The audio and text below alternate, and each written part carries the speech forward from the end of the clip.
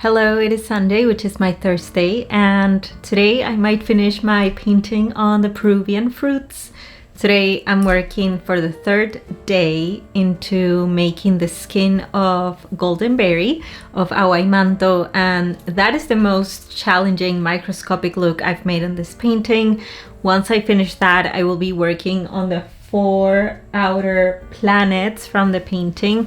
And lastly, I will be adding some dissections from the female, the male reproductive system, seeds, and just like different aspects of each of the plants from these Peruvian fruits. And I know I'm being over positive, believing that I might finish today, but why not? Let's believe in miracles. Also, can we do a little outfit of the day? This summer I've gained a lot of weight. This pant used to be super loose on me and now I can barely fit a finger, but I'm so excited for this top, which I love strapless everything. It makes me feel so good. And this one I bought off of Etsy and I love it. I just got it in the mail and I know it's a little late in the year to have such a summery top, but I'll have it for decades to come. So excited for this. Okay, let's go painting.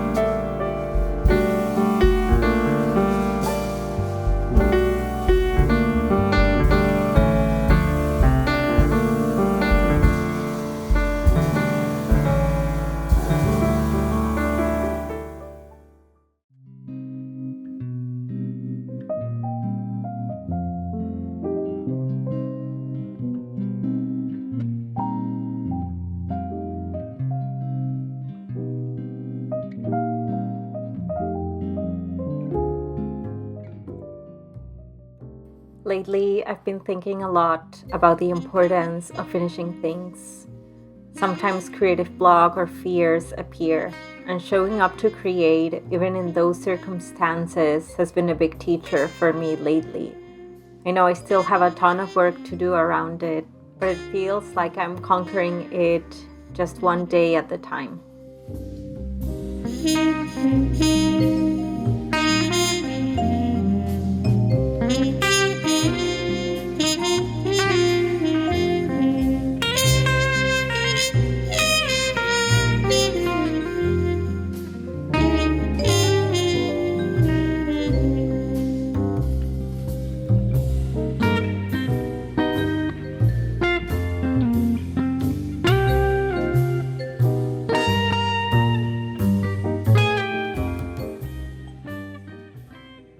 When I thought I was almost ready, the cats humbled me by getting elderberry wet with her tail, and I had to start all over again. Thankfully, I have tons of practice in restoring paintings, and it ended up looking like nothing happened.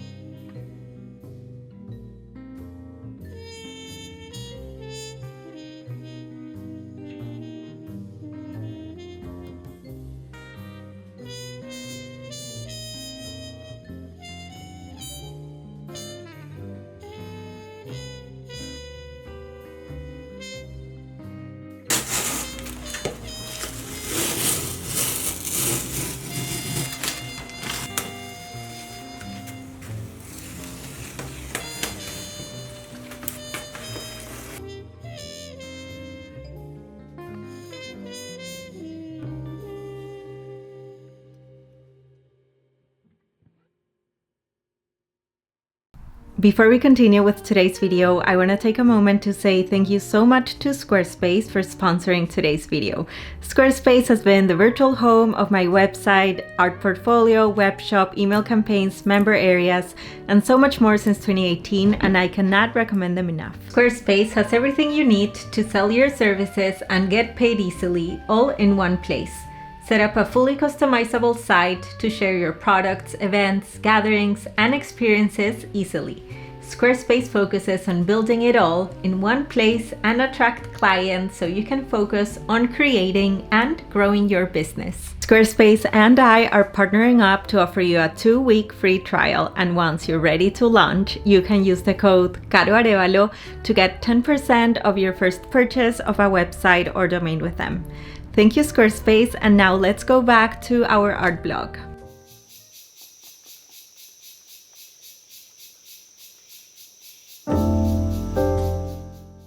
The change of seasons is here. The trees are changing colors, and I have started collecting the most beautiful maple leaves for my watercolor classes where we paint them. The slowness outdoors is felt, and I have spent a few of my days saying thank you to nature by playing some instruments to her. Always trying to find new ways to build relationships and reciprocity with the land and our non-human friends and teachers.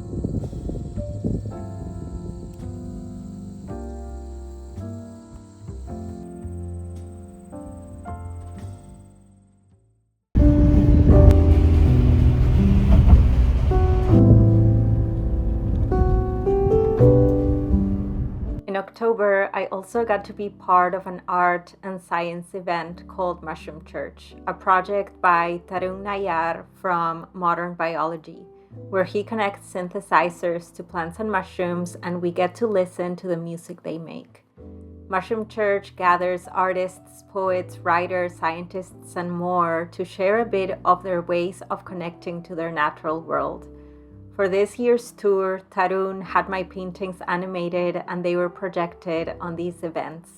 I got to attend Brooklyn's Mushroom Church, see my art gigantic and animated for the first time, and I also got to share my most recent writing.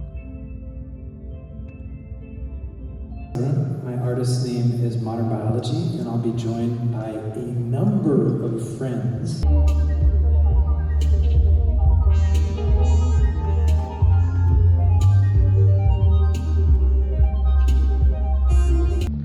These words are a prayer, a call to summon upon La que sabe, the teacher that lives within you and I, an opportunity to, together, give gratitude to our kin.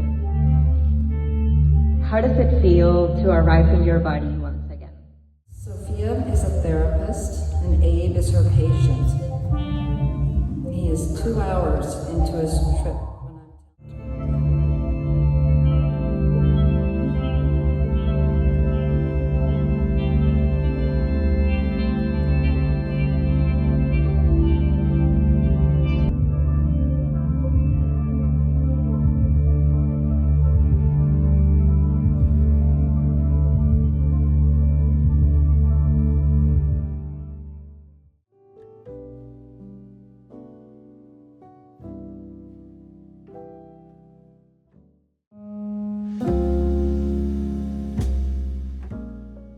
On my visit to Brooklyn, I also got to hang out with a few of my friends, drink matcha, and visit Yay for Earth's pop-up. I have loved the work of Stevie for years, and it was so sweet to meet her and see her products live with my friends.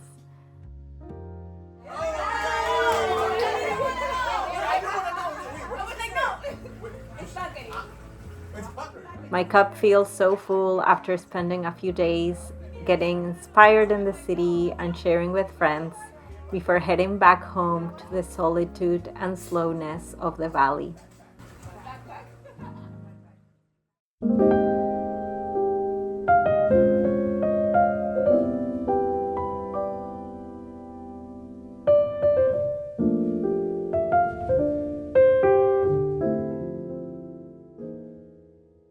So these past few days, I've been working on my moon calendar, and it's been such an interesting ride. I was just sharing these with my friend Vanessa the other day, and it's that first I was doing all the research and all the logistics side of the moon calendar, which is actually finding out the dates for each one of the moon phases throughout the year. And then I was doing a lot of research on what is the energy of 2026 according to different traditions. So according to astrology, according to the Chinese calendar, according to the Mayan calendar, and just kind of getting the sense and the idea of what is the energy for the year, plus what is the energy that I want to bring into 2026, and the prayer that I have for all of us for the upcoming year. And the next few days I was actually working on making the artwork for the calendar. So I love to always include at least one plant, one fungi, and include an animal. So I've been working on that, changing the color, seeing what will be the color palette of the calendar, and it's been challenging, you guys. Like, really, I was working on it and I felt so off, not me, but I felt the calendar was not what it was supposed to look. So I tried so many different things. I tried including a plant in the center of the calendar instead of having the full moon. I also tried having a Luna moth in the center. I tried different color palettes. I tried animals looking inward, looking outward. I tried a spiral in the center. I tried so many things. And the reason why I'm sharing all of this is because throughout the day, I really wanted to quit. I wanted to put a pause into everything that I was doing. And I was like, I want to go organize my room or clean something, or just like procrastinate so I wouldn't have to deal with it, quote unquote, with that blockage.